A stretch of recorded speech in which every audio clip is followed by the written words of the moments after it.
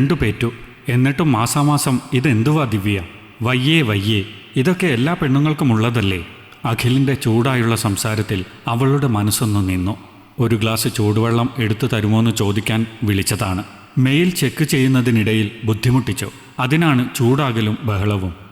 അവൾ കിടന്ന ബെഡിൽ നിന്നും പതിയെ ഒന്ന് അനങ്ങി നോക്കി. അള്ളിപ്പറിച്ചുള്ള വയറുവേദനയോടൊപ്പം നടുവേദനയും ഇപ്പോൾ അതിഥിയായുണ്ട്.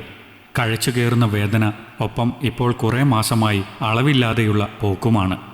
അനങ്ങിയപ്പോൾ ഒഴുകുവാണോ എന്നോർത്ത് അറിയാതെ അവൾ കൈകൊണ്ട് പൊത്തിപ്പിടിച്ചു. വേണ്ട, തനിക്കൊന്നും ചെയ്യാൻ എഴുന്നേൽക്കാൻ പോലും പറ്റുന്നില്ല. മനസ്സ് ആരോടോ എന്ന പോലെ ഉള്ളിൽ പറഞ്ഞു. മനസ്സിലെ ചിന്ത തലച്ചോർ കണ്ടില്ലെന്ന് തോന്നുന്നു. അവൾ ബാത്റൂമിലെത്തി. ഒന്ന് കുളിച്ചു. നിറഞ്ഞ പാഡ് മാറ്റി പുതിയത് വെച്ചു. ബാത്റൂമിൻ്റെ ഡോർ തുറന്ന് പുറത്തിറങ്ങിയപ്പോൾ ഇതുവഴി തന്നെയാണോ അങ്ങോട്ട് പോയതെന്ന് ഓർത്തുപോയി. വീട് മുഴുവൻ കൊലക്കളമാക്കി വെച്ചിട്ടുണ്ട് 4 കുട്ടിക്കൈകൾ. വീടിനകം മുഴുവൻ കണ്ണൊന്ന് ശരിക്ക് തുറന്നുപോലും നോക്കും മുന്നേ തലയ്ക്ക് മുകളിലൂടെ പ്ലെയിൻ പറന്നുപോയി. ഇളയയാളുടെ കലാവിരുത്. ഒന്നും പറയാൻ നിന്നില്ല. അടുക്കളയിൽ പോയി ചൂലെടുത്ത് തൂത്തുവാരി വന്നപ്പോഴേക്കും പാത്രം കഴുകാൻ കുമിഞ്ഞു കിടക്കുന്നു. തൂത്തുവാരി നിവർന്നപ്പോൾ വീണ്ടും ഉള്ളിൽ നിന്നെന്തോ ഉൽക്ക പോലെ ഒന്ന് പുറത്തേക്ക് പോയ പോലെ. പെട്ടെന്നൊരു തലകറക്കവും. വാതിൽപ്പടിയിൽ ഒന്ന് താങ്ങായി കൈവച്ചു.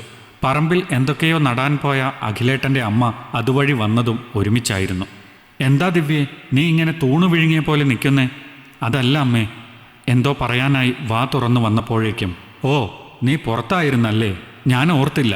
ഞാനൊക്കെ 4 പെറ്റു. ഈ പ്രായം വരെ എത്തി. എനിക്കില്ലായിരുന്നു ഇത്രയും ക്ഷീണം. അതിനെങ്ങനാ?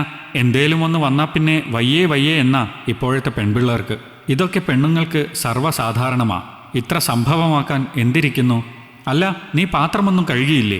സന്ധ്യയായി. കാലും കഴുകി മുഖം കൂർപ്പിച്ചത്രയും അമ്മ പറഞ്ഞപ്പോഴേക്കും അവൾ പാത്രത്തിൻ്റെ കൂമ്പാരത്തിന്മേൽ കൈവച്ചു കഴിഞ്ഞിരുന്നു. രാത്രി കിടക്കാൻ നേരം കട്ടിലിലേക്ക് നടുനിവർത്തിയപ്പോൾ എല്ലുകൾ പലതും നുറുങ്ങുന്ന പോലെ അവൾക്ക് തോന്നി. ഈശ്വര, കാലിനാണോ വയറിനാണോ അതോ നടുവിനാണോ വേദന? ഒന്നും അറിയാൻ പാടില്ല. തനിയെ കിടന്ന് ദേഹത്തിൻ്റെ എവിടെയൊക്കെയോ ബാങ്ക് കൊണ്ട് തിരുമ്മി. നീ എന്താ ബാം ഇടുവാണോ? ഫോണിൻ്റെ ഡിസ്പ്ലേയുടെ വെട്ടത്തിൽ അഖിലിൻ്റെ മുഖം കാണാം. അപ്പോഴും കണ്ണ് ഫോണിൽ തന്നെയാണ്. മറ്റെന്തോ പ്രതീക്ഷിച്ച അവൾക്ക് പിന്നീട് അഖിലിൻ്റെ ചോദ്യമൊന്നും വന്നില്ല. ദേഷ്യവും സങ്കടവും മാറി മാറി കണ്ണു നിറഞ്ഞു. എപ്പോഴോ വിങ്ങിപ്പൊട്ടിയ ഒരു ഏങ്ങൽ സമ്മതമില്ലാതെ പുറത്തേക്ക് ചാടി.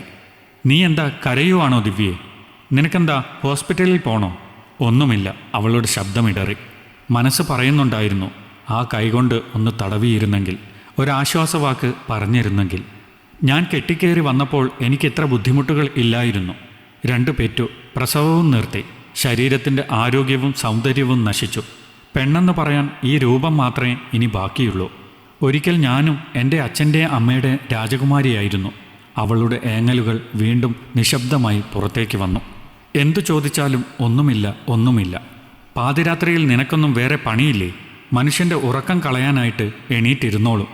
സ്വയം പിറുപിറുത്തും കൊണ്ട് അഖിൽ മക്കളെയും കെട്ടിപ്പിടിച്ച് കുറച്ചു സമയത്തിനുള്ളിൽ ഉറങ്ങി. അവളും എപ്പോഴോ സ്വയം തടവിയും തിരുമ്മിയും ഉറക്കത്തിൻ്റെ വഴിയെ നടന്നു. നേരം പുലർന്നു. ഒരു രാത്രിയുടെ മുഴുവൻ ഞെക്കിപ്പിഴിയൽ രാവിലത്തെ ബെഡ്ഷീറ്റിൽ വരെ കാണാനുണ്ടായിരുന്നു.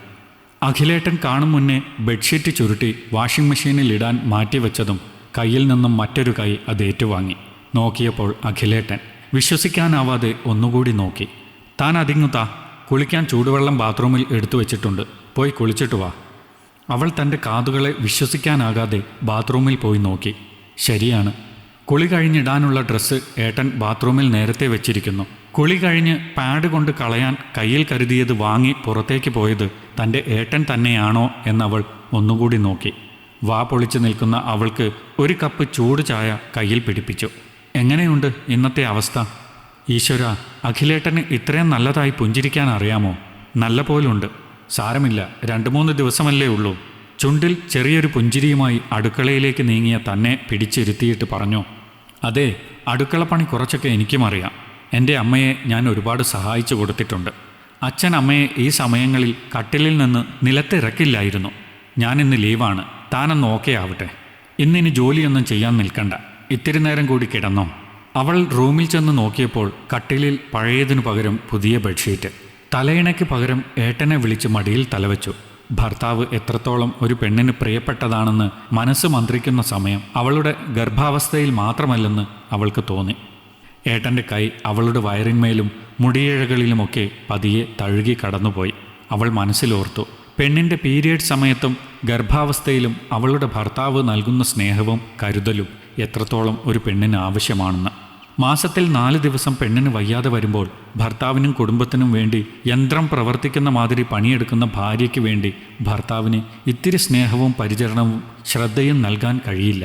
പക്ഷേ ആ സമയം അവളുടെ അമ്മ കഴിഞ്ഞാൽ അവളുടെ ശരീരം തൊട്ടറിഞ്ഞ ഭർത്താവിനല്ലാതെ അവളെ ആർക്കാണ് പിന്നെ മനസ്സിലാകുക? വിവാഹശേഷം വർഷമിത്ര കഴിഞ്ഞ് ആദ്യമായി അറിയുന്ന ഏട്ടൻ്റെ പരിചരണത്തിൽ അവൾ വീണ്ടും മയങ്ങിപ്പോയി. ടപ്പേന്നൊരു ശബ്ദം കേട്ടവൾ ഞെട്ടിയുണർന്നു.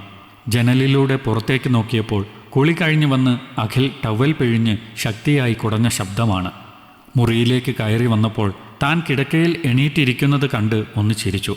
നേരെ ഒരുപാടായി, വേഗം എണീറ്റ് കുളിച്ചിട്ട് പോയി ചായ ഇട്, എനിക്ക് ഓഫീസിൽ പോകാൻ സമയമാകുന്നു. കണ്ട സ്വപ്നം അടുത്ത ജന്മത്തിൽ പോലും സഫലമാകില്ലെന്നുള്ള ചിന്തയിൽ അവൾ എണീറ്റ് ബാത്റൂമിലേക്ക് നടന്നു. ഷവറിലെ തണുത്ത വെള്ളത്തിൽ ചെറുതായെന്ന് വിറച്ച പോലെ അവൾക്ക് തോന്നി. കുളി കഴിഞ്ഞവൾ വീണ്ടും പാവയായി, കീ കൊടുത്താൽ ചലിക്കുന്ന യന്ത്രപ്പാവ. ഈ കഥ നിങ്ങൾക്കിഷ്ടമായെങ്കിൽ ലൈക്ക് ചെയ്യൂ. നിങ്ങളുടെ അഭിപ്രായങ്ങൾ കമൻ്റായി രേഖപ്പെടുത്തൂ. കൂടുതൽ കഥകൾ കേൾക്കാൻ ഈ ചാനൽ സബ്സ്ക്രൈബ് ചെയ്യൂ.